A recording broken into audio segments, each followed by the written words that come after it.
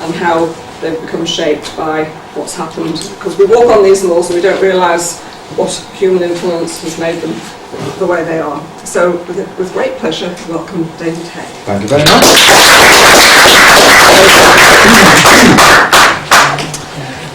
Grouse moors form a distinctive managed landscape that is unique to the British Isles, and red grouse are the subspecies that you only find on these islands. If it had not been for the craze for shooting grouse in Victorian and Edwardian times, then the moors as we know them today would have looked very different. I think they would have been clothed with conifers much more than sections of them are now, or they would have been taken in piecemeal at the edges to create green fields, just as you see on some of the edges today. So whatever you think about grouse shooting, and I'm entirely neutral, I've never shot a grouse in my life, I've eaten only one and I don't wish to eat any more. Whatever you think about them, they've had a profound effect on our landscape. And I start with a view from the Stanage escarpment, getting towards Stanage End, looking across Oscar Moor, and you see the typical patchwork.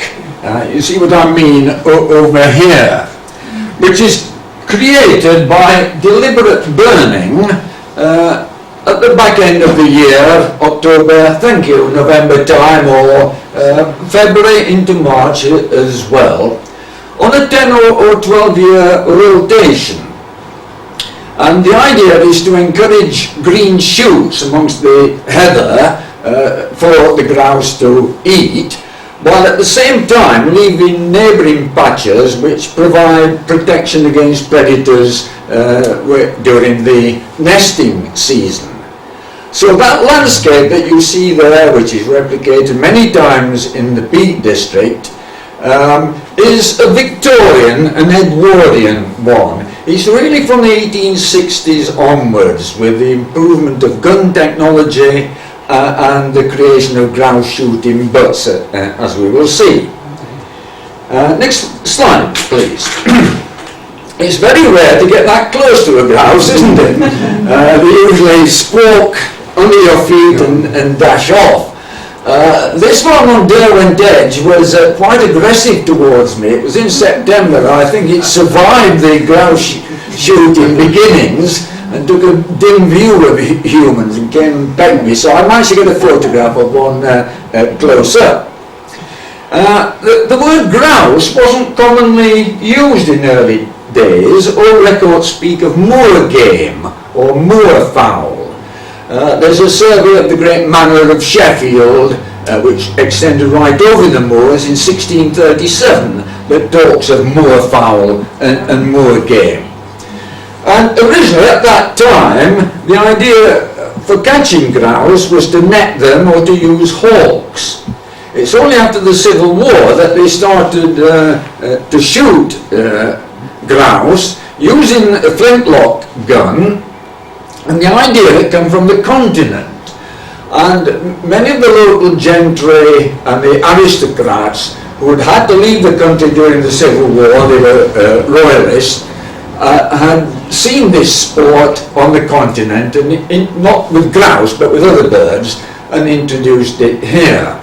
So John Wilson of Drumhead Hall was one of the early ones in the 1670s, and the James Tunstead in the Peak District. You always get people claiming to be the very first, and of course there's always usually quite a few. So the sport was very different in its early days.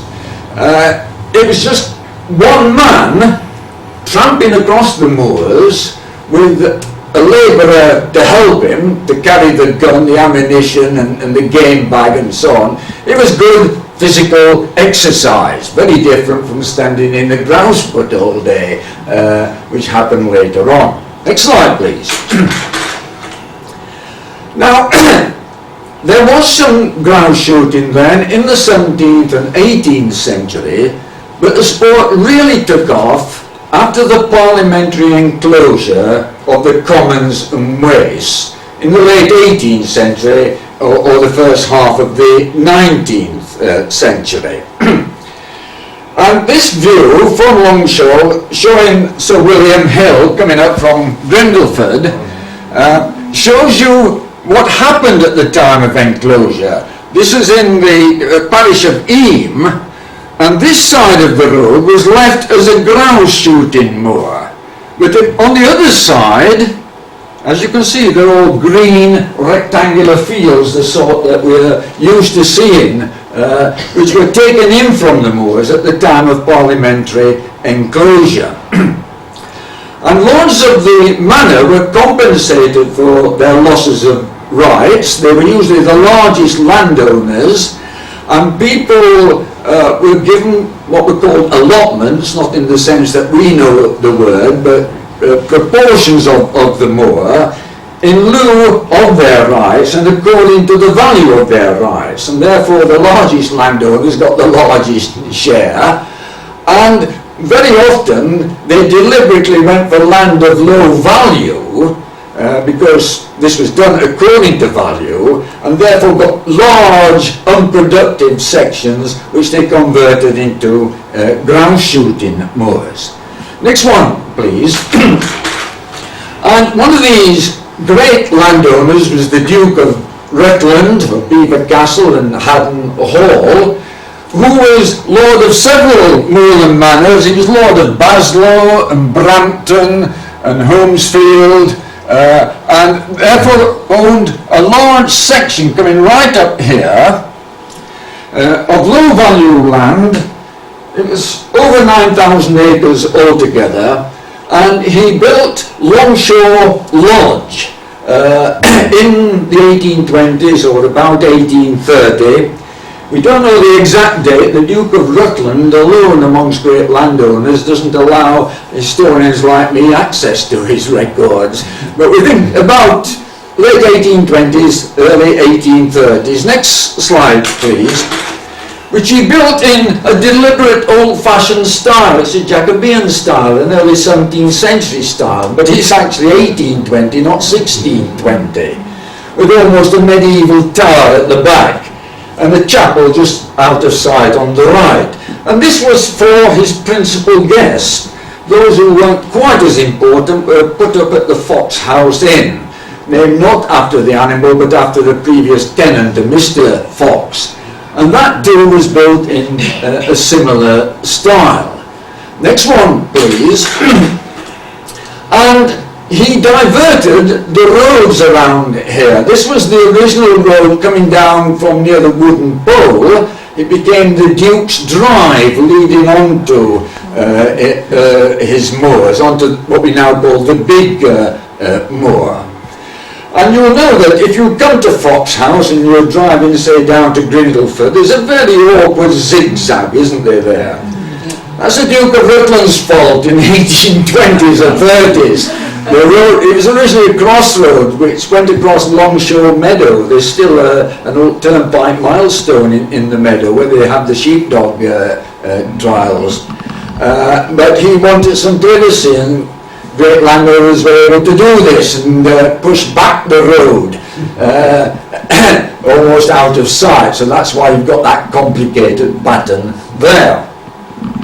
And he was the landowner of everything you see here, Longshore and so on, until one of them was hit by death duties in 1927, and he had to sell this estate. And there was a great collection organised for the purchase of Longshore. It's where the Ramblers Association was founded, and by 1933 this had been bought by public subscription and handed over to the National Trust. But before that there was no access for the likes of you and me on here. This was one of the consequences of these grouse shooting moors. Next one, please. And he also built some gamekeepers' lodges in the same style, Jacobean style, but again 1820, 1830. This is the one just below White Edge. You'll often see it on old films, Jane Eyre and so on. It's often used, isn't it? It's now a National Trust property that's been converted into a holiday home. But you also know Thickwood Lodge as you come up from Totley up to Ola Bar on the right hand side. Almost identical in style. So, again, all this is part of the Duke of Rutland's grouse shooting moor dating from the 1820s. Next one, please. But it wasn't just a question of these very large landowners, because there were some small owners as well. On Kinderscout, there were quite a few small owners of almost minute proportions. I've got a nice quote somewhere here, if I can see in the dark. Just give me a minute. Yes, a visitor to Kinderscout in the summer of 1880 wrote, "The owners of the moor are jealous to the last degree of their rights and quarrel over the few birds which by some accident are still left, as though the cause of empires were at stake." Kinderscout wasn't, there was great battles over access to it, but it wasn't one of the great grouse shooting moors. This arises from the foolish ways in which the district has been parcelled out among a number of smallholders, in patches not much larger than a tablecloth. One man's allotment is actually under 2 acres in extent, and his only chance of getting a shot is on the days when his neighbours are out shooting and the grouse are driven over his field. Then he stands waiting for the chance. On an average, during the season, there are about 3 guns out to each bird. And in one case, a gentleman who pays £50 a year for his bit of moor only got 2 birds all last season. Next one, please. Now, the right to shoot on these moors and all the rules and regulations about the sport were determined by Acts of Parliament, because the grouse shooters were principally, as I say, aristocrats or gentry, though, and a series of acts were passed between 1671 and 1831. And the 1671 Act only allowed freeholders with property worth more than £100 per annum, or leaseholders with property worth £150 per annum to actually shoot. Not just grouse, but pheasants and partridges elsewhere. And gave them the right to employ gamekeepers and to confiscate dogs and suspicious poachers and so on. But in 1831, another act altered the right to shoot to the actual owners rather than the lords of the manor. And after 1831, there were a number of small clubs formed for middle-class professional people who rented out parts of a moor. And this is Bradfield Moor with some grouse shooting butts, and I put that in because there was a Bradfield Association led by Mr. Elmhurst from Hood Green near Barnsley. So there were middle-class people shooting on these moors, not just the great gentry. Now, Acts of Parliament also determined the shooting season, and the present shooting season from the 12th of August, the glorious 12th as they call it, to, is it the 6th or the 10th of December, I forget exactly which, was determined by an Act of Parliament of 1772. What other sport, you may wonder, has its regulations organised by Act of Parliament? It's because the MPs at that time were these landowners. Next one, please. There's a lady trying to get in through the door out there.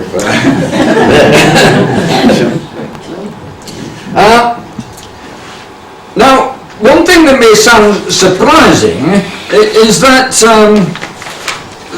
sometimes, I'm sorry, I'm in the dark here, sometimes great crowds turn up to watch this shooting from a safe distance. that this seems out of the question. Well, it is out of the question now, but here's an account from the Reverend Alfred Gatty, Vicar of Ecclesfield and historian, who wrote in 1869, on the 12th of August, the moors attract crowds from Sheffield as spectators, who come by thousands, and but for the wild space over which they are distributed, they would mar the sport. And he's talking particularly of this area, Bamford Moor and Ladybar there in the background. But there is good humoured view to be taken of this motley invasion, and as all vehicles, varying from the costermonger's donkey cart to the four-horse omnibus, are strictly kept on the roads, those who have the enjoyment of shooting need not grudge or resent, which they do not, the universal interest felt in this locality in all that concerns the sportsman's recreation. Now at first, the bags, as they call them, the number of grouse that were shot were small. Gatty thought that a good shoot on the 12th of August may kill 40 or 50 brace of red grouse, 80 to 100. So it was rather different in its early days, and that's before these shooting butts were invented. Next one, please. So we come to these now. The change varies from one part of the Peak District to another, and it is over a number of years, but it's particularly in the 1860s and onwards that it becomes widespread. This is a modern butt, as you can well see, upon Derwent Edge. And these come in various shapes and sizes. Some of them are actually at ground level, they're just holes in the ground, but mostly they're about waist high, and they're usually in lines of 8, 9 or 10, and the shooter is supported by someone who's loading another gun for him while he fires. And again, as I said earlier, this is to do with improved gun technology at that period. It's also the time when the railway system is now fully fledged and people can get from all parts of the country, friends of the aristocrats, to go on to their moors. And of course, we now have a change. Instead of the shooters actually walking over the moors with a dog and firing when they see a grouse, they are now just standing behind one of these, while employed labourers and young lads make as much racket as they can with rattles and guns to drive the grouse towards them, and they fly overhead. So obviously the bags of grouse that are shot rises enormously in the Victorian and Edwardian period. This is a method of shooting that was brought across to this country from France, into Norfolk originally, for pheasants. It's later that it came to grouse. It was known as the battue and introduced in the late 18th century, but for grouse shooting, as I say, much later. Now I just mentioned that these grouse butts do vary in shape and size. We have an interesting description. Would you like the lights on? No, it's all right. I'll see if I can manage. Thank you. From Sir Walter Spencer Stanhope of Cannon Hall, Cawthorne, who owned grouse shooting moors near Dunford Bridge. And he's writing earlier than this. He's writing in 1836 when he says 3 brace for a gun for a drive was considered a big bag. And I remember the first day a bag of 50 brace was got, which was about 1843. It was considered a great day. As to butts, on the moors, our best drives used to be by the Snailsden Road. This is in South Yorkshire, Dunford Bridge, beyond Penistone, near the Woodhead Road. And there was a sand hole there for repairing the road, which my father and old George Whitfield used to occupy. And we found that the sand hole always had the best chances. So we thought that we'd make a few more sand holes.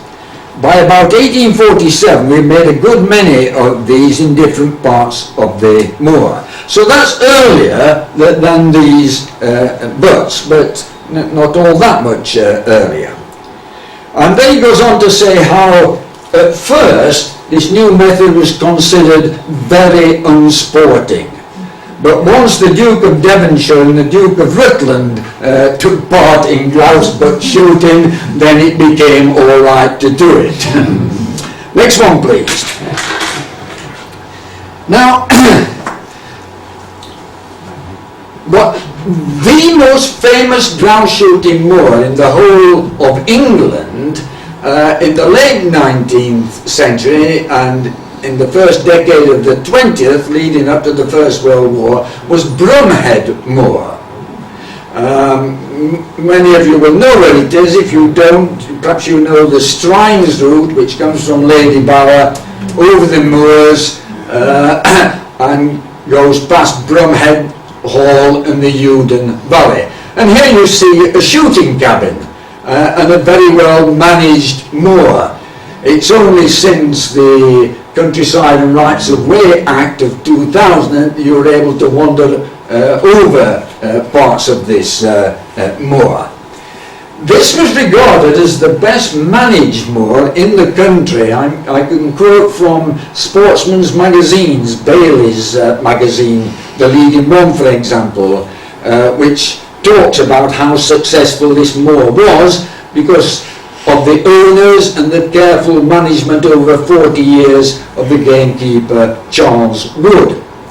And for a long time Brumhead Moor held the record for the number of grouse shot by 9 men on one day, 2,843 grouse, just before the First World War. Next slide please. And the owner of Brumhead Hall was Reginald Henry Remington Wilson, a splendid name. And there's one of his boundary stones marking the edge of Brumhead Moor. His ancestors actually been Remingtons, but they married into the Wilson family that had been up here since medieval times. And he was a famous grouse shooter throughout the land. He's also the sort of man that went shooting tigers in China and so on. So this is the principal moor leading up to the First World War. Next one please. And on a managed moor like this, you'll see little signs that the gamekeepers are at work. This is some grit just spread out. It's for the grouse to nibble at it so that they can chew and grind the heather in their gizzards more easily. Very often now, if you walk on the moors, you might see a little white stick or a little white iron bowl. And if you go up to it, you'll see that there's grit in a container. The ball's put there by the keeper to remind him where he's put it. So, very carefully managed. Next one please. So, let's turn now to another Wilson family. Not the Wilsons of Brumhead, but the Wilsons of the snuff mills at Sharrow. Because they became the owners of Stanage and Hallam moors, going over to Stanage Edge. They made their fortune out of the manufacture of snuff, as I say. And William Wilson, in the late 19th century, was not only a grouse shooter, he was master of the Barlow foxhounds, for instance, but all that sort of activity was his principal recreation. He purchased Beechief Hall, which goes back to 1671, but extended in the 19th century. And he lived also later on at Horsley Gate in the Cordwell Valley near Holmesfield. Now, the Duke of Norfolk owned Stanage Moor, and his ancestors had done so since Norman times. You can trace the lords of the Manor of Hallamshire, centred on Sheffield Castle, through the Lovedots or Louveteaux, the Norman barons. Maud of Louveteaux was the heiress, the no sons after a few generations. She married Jared de Furnival Square and all that. The Furnivals were there for centuries. I missed 1 or 2 out because they weren't there long. We then come again through marriage to the Shrewsburys, the Earls of Shrewsburys, the Talbot family. And then in 1617, George the 7th Earl of Shrewsbury died with no sons, 3 daughters. The youngest one, Alethea, married Thomas Howard, and the family had been Dukes of Norfolk before, and they'd been stripped of their title for acting against Queen Elizabeth, but they got their title restored in the late 17th century. And at that time, they lived at Worksop. Sheffield and Hallamshire was their most important property. The bulk, not the bulk of their wealth, but the largest share of their wealth came from this region, but they were absentee landlords. And then, of course, from the early 19th century, from 1820s onwards, they developed Arundel Castle down in Sussex. So they weren't here, and in 1897 one of the Dukes of Norfolk decided to sell Stanage Moor, and William Wilson was the purchaser. So that's a very quick, brief history to show that this had been in the family, this moor, since the Middle Ages. It wasn't a moor that had common rights of grazing and turbary on it. It had actually been used for deer hunting back in the Middle Ages, part of Rivelling Chase. But from 1897, William Wilson, whose family made their fortune here at Sharrow. Next slide, please. And if you walk along the Stanage escarpment, Stanage edge, and come right to Stanage end, there's a bit of an oak quarry there, just see in the background. You're looking up there to Win Hill and Mantor further over there. You'll see a series of boundary stones. There are 11 of them with W.W. William Wilson inscribed on this side. Next slide, please. And W.M. Wilson Mappin on the other, because he bought Moscow Moor, which adjoins Bamford Moor and Stanage Moor. Confusingly, he's a Wilson as well, but that's his first name, and he's nothing to do with either of the 2 Wilson families I've mentioned. But you all know of the Mappins, Mappin Art Gallery, Mappin Street, Mappin Building at the University, Sir Frederick Mappin, Great Queen's Cutlery Works, and so on. He was the second son of Sir Frederick Mappin. So he owned the adjoining moor. Next one, please. Now this presents you with a problem. How do you get your grouse to know where the boundary is? They can't read the initials on the stones. Well, William Wilson came up with an extraordinary idea. An idea which has left fascinating evidence on the ground. You can just see Lady Bower over there, give you bearings, and again Win Hill, Mantor.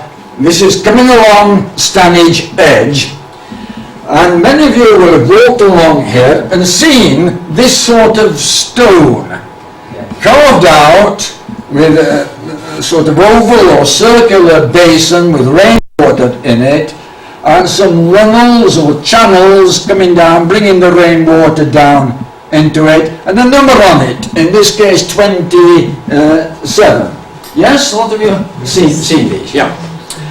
And if you walk along the edge, you come to about 34 of them. But you don't see them all easily. Number 1 is a quarter of a mile from number 2, and yet number 3 is only a few yards further on. They come into various shapes and sizes, as I will illustrate. And as you walk along, you may be mentally noting number 8, number 9, number 12, where's number 11, and number 10.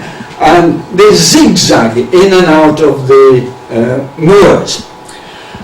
And the story is, and I suppose this is true, that William Wilson was the man who decided which stones should be used for this purpose.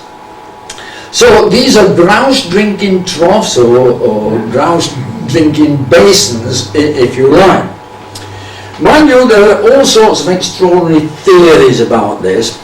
I once met a chap on here who said he was a plumber, and he said, and he wasn't joking, he says, these go back to Roman times, you know. That's for hot water and that's for cold water. Well, you can believe what you like, but they're for dry drinking troughs for grouse.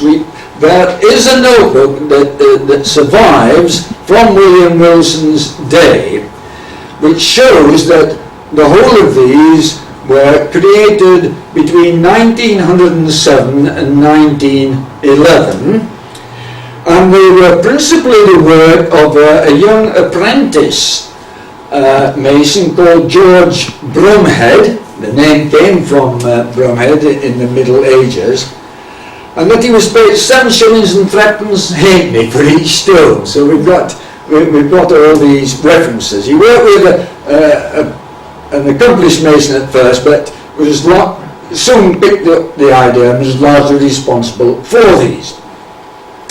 Now, as I say, if you walk along here, you may count up to 34. But what a lot of people don't realise is that having got to 34, and you can carry on to Moscow and the Rivlin Valley Road, if in fact you swing right, you weren't able to do it once because it was a private moor, but under the Crow Act, where we can now, there are many more. There are actually 75 altogether in that line. What's more, there are 2 other sets of stones, all part of the same system. A set of 6 up near Stanage Poe, which was the first one, and another 27, which I'll trace in a few moments, coming down to Wyming Brook from Oak in Clough, if you know that part of the moor. So there are 108 of these altogether. When I retired, and my next door neighbour, Barry Blanksby, retired, we decided it would be amusing pastime to survey all these. Well, we managed 103. We can't find 5. They're all in this sequence right at the end. They seem to have sunk, I think. And of course we had problems because the heather was high in certain years, and you've got to wait till it was burnt to be able to see them. I'll come on to that in a moment. So we felt quite pleased with ourselves, having got 103 out of 108, but frustrated at not getting the other 5. And other people have looked at this before. The late Richard Doncaster was one who traced some of them, but by no means all of them. And there was a rival team, I have to say, good friends of ours, who were trying to survey at the same time. More on them later on. So, here's something which could be turned into amusement, good healthy exercise, wandering over these moors, and then of course you had to adjourn to the pub to compare notes, make sure you got all the details right. So our wives thought we were a couple of crackpots, but quite harmless ones. Next one, please. So, where did he get this idea from? Don't know for certain, but I think the answer is that he saw ones that had been created naturally and which kept rainwater, and he'd seen grouse drinking from them. This is actually on Eme Moor. It's just a good example. It looks as if it's been chiselled out by George Brumhead, but there are no runnels, and in fact it's entirely natural. It's just the action of the wind and the rain whirling around pebbles, and over the centuries creating that sort of basin. So it's a natural feature which becomes an artificial one for William Wilson. And I ought to say that his idea was not taken up by anybody else on any other moor, so it's only on Stanage Moor that you see this particular sequence. Next one, please. What's happened there? I must have missed one out. Okay. Now, here's the very first one. Straightforward. W. Wilson, 1907, number 1. Just one runnel there coming down into a rather primitive looking basin. Now, these were not well known until we got public access to the moors. As I say, they're near Stanage Pool. There's 6 of them, but you can't access them from the pool because there's a strong, sturdy fence comes all the way down. So you've got to walk the best part of a mile over the moor from Stanage Edge to find these. As I say, there are 6 of them, and this confirms the notes that survive, that William Wilson had an initial 6 of these done in 1907. Next slide, please. This is number 2, and it's quite exceptional. It's almost like a work of art, isn't it?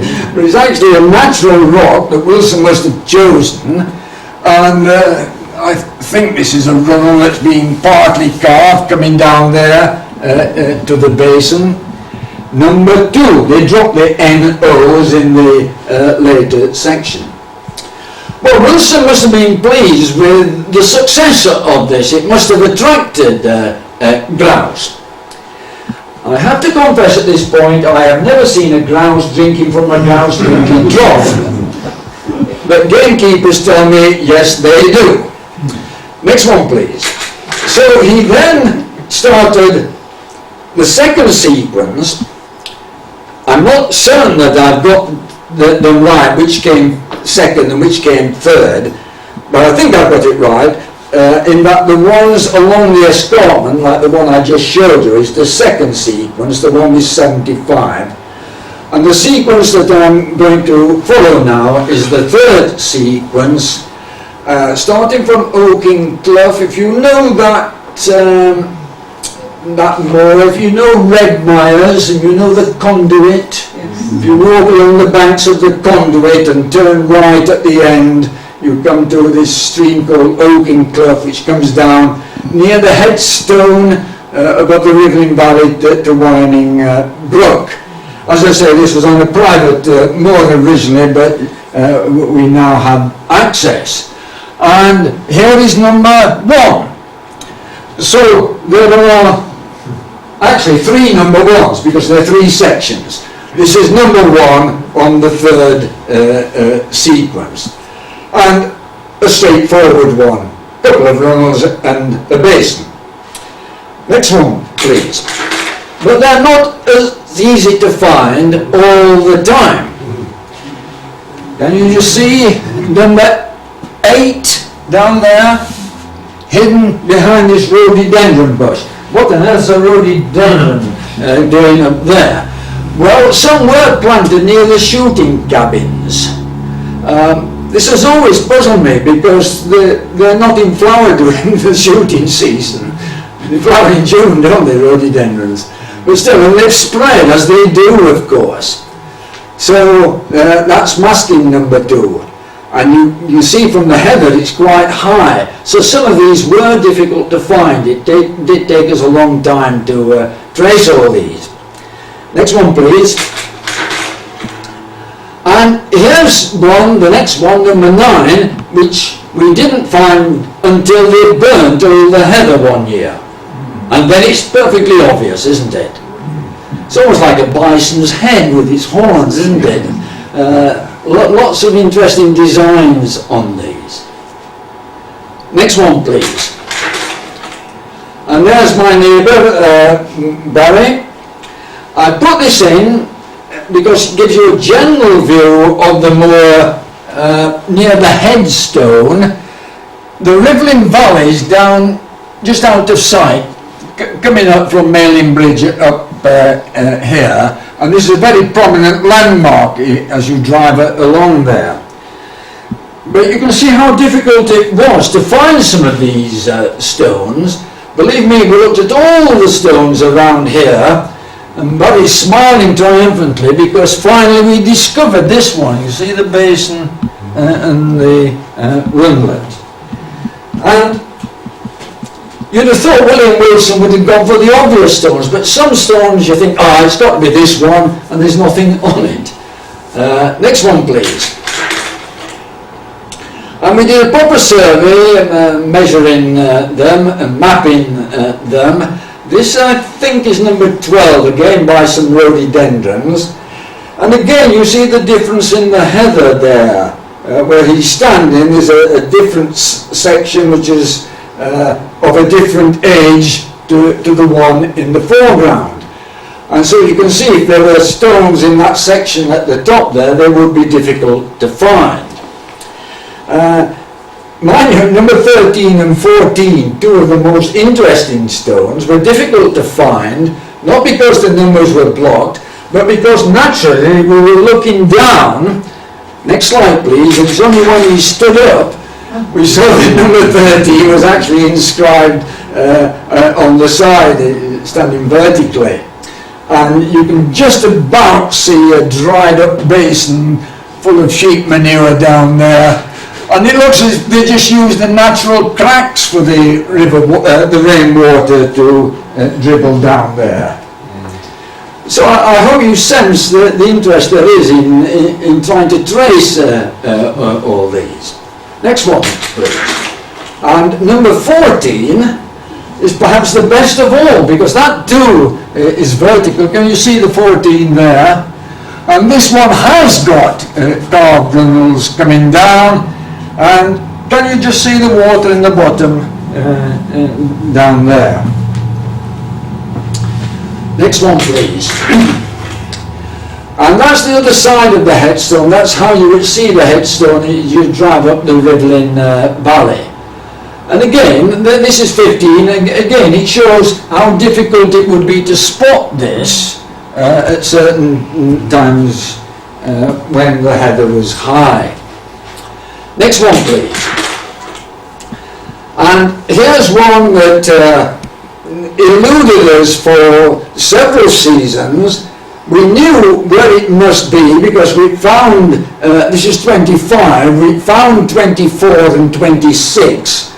We knew roughly where it had been, and the people in the other group, Alan, had seen it earlier on, but we had to wait. And every year we're thinking, I hope they burned that section, because we tried to stall over it and with our boots on, but couldn't find it. But then it's revealed finally, number 25. Next one, please. And then we go back a bit to number 21. This was the most elusive of all the stones on this particular sequence. We found number 20, it was up on the horizon. It's not that one, but it's just behind it, perfectly obvious. We're coming down to the winding brook here. There's a valley, and number 22 is on the other side, so we knew it was somewhere in here. And believe me, I went round raising the heather and the bilberries on every one of these until I came to this one, almost in desperation, as the last one, unlikely position heading down towards the brook. next slide please. This is what it looked like from the top. Not very promising, as you will see. But I got a hold of the bilberries and heather and began to Raise them, and what did I find? Next slide please. Number 21, hidden from view. And I told Alan that I found this, and his friend rang me up that very evening. A friend who I'd not actually met, not spoken to. I just answered the phone, and a voice at the other end said, "Is it true, or is it a gigantic hoax? Have you really found number 21? I said, "Yes, I have," and I put the heather and the bilberry back carefully so that everybody else will have pleasure looking for it. Well, I've told this story before, and next slide please.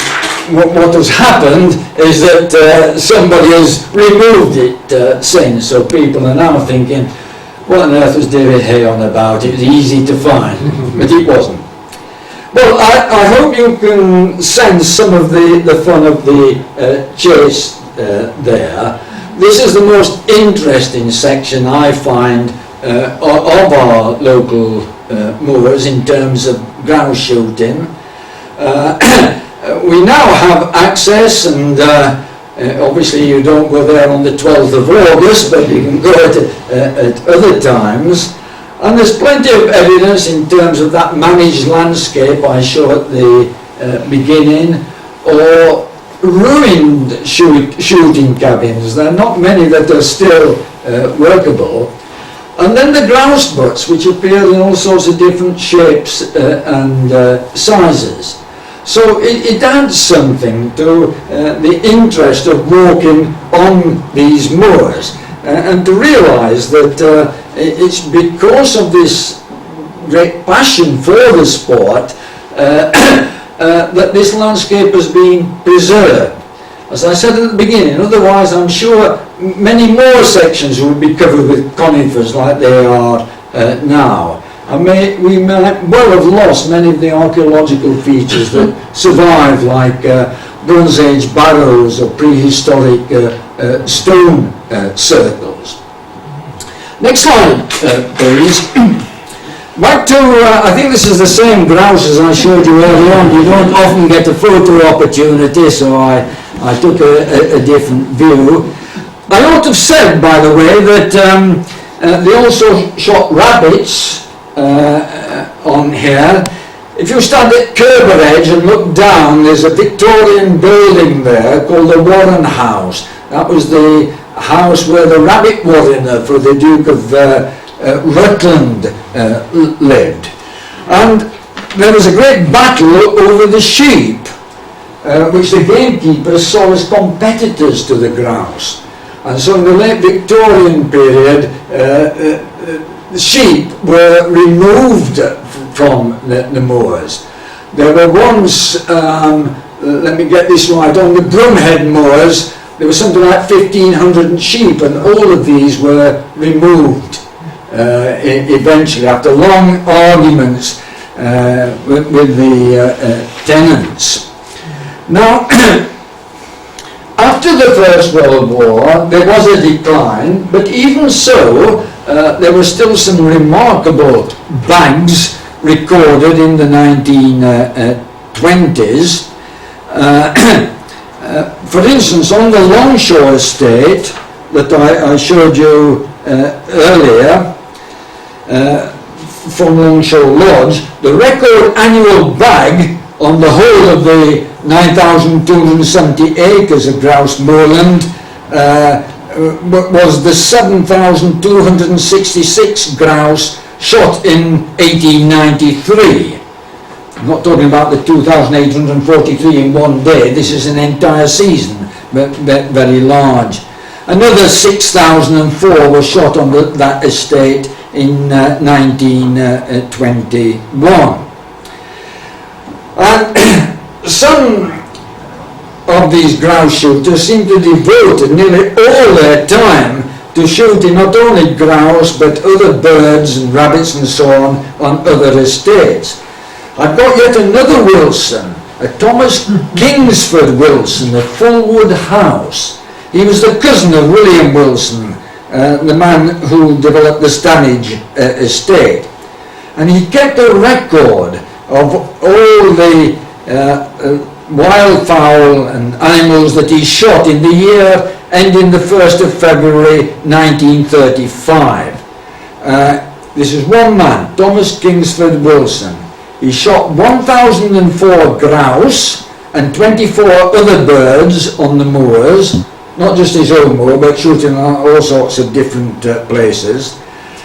643 partridges, 2,112 pheasants, obviously in different parts of the country, 146 hares, 219 rabbits, 20 woodcock and 29 other birds, a total of 4,197 wildfowl. He is credited, if that is the right word, with shooting about 150,000 birds over half a century.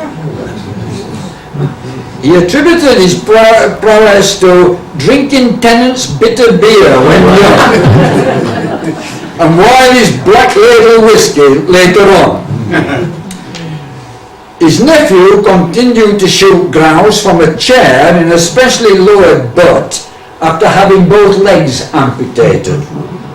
And likewise, Reginald Henry Remington Wilson, whom I mentioned earlier, continued to shoot grouse long after the amputation of some of his toes that had been frozen in the snows of Manchuria. So whatever you might think about grouse shooting, you have to admire the zeal and fortitude with which these men pursued their sport.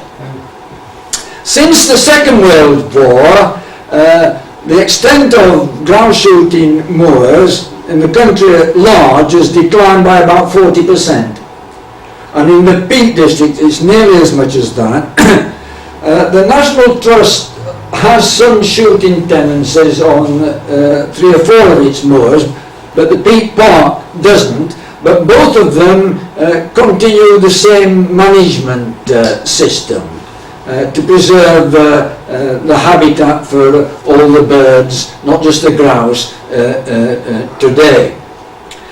So the system is in decline compared with earlier times, and yet it flourishes mightily in August. It attracts shooters from foreign countries, I'm told from Italy in particular.